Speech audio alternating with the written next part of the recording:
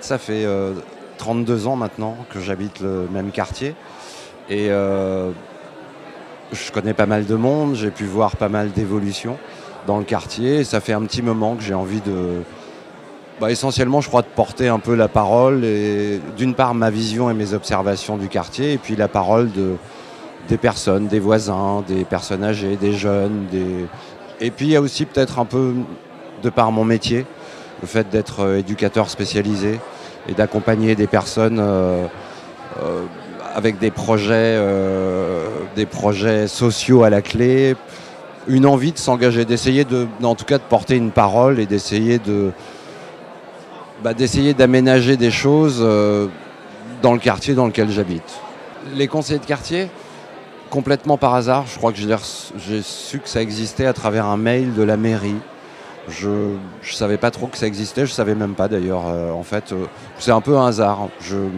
Voilà, ce qui fait d'ailleurs que je me pose un peu la question réellement de est-ce que c'est une parole écoutée? Est-ce que c'est juste pour avoir une opinion? Je ne sais pas parce que je vais découvrir en fait. Il y a une grande part d'inconnu, mais c'est un peu par hasard. Je ne savais pas qu'on faisait un tirage au sort de représentants de la population et de se réunir pour aborder des sujets concernant notre quartier.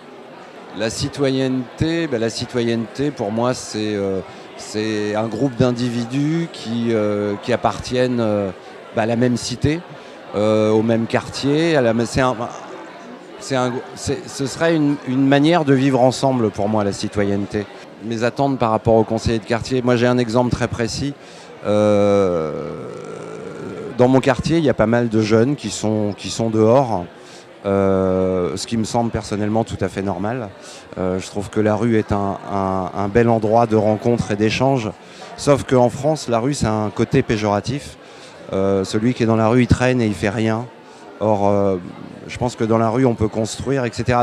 Pourquoi je dis ça? Parce que y a beaucoup de gens, je vois autour de moi, qui ont un peu, qui voient d'un mauvais œil ces jeunes qui sont dans la rue et qui vont avoir un peu systématiquement vont faire appel à la police pour aller voir ce qui se passe parce que on donne un côté péjoratif au fait de traîner dans la rue.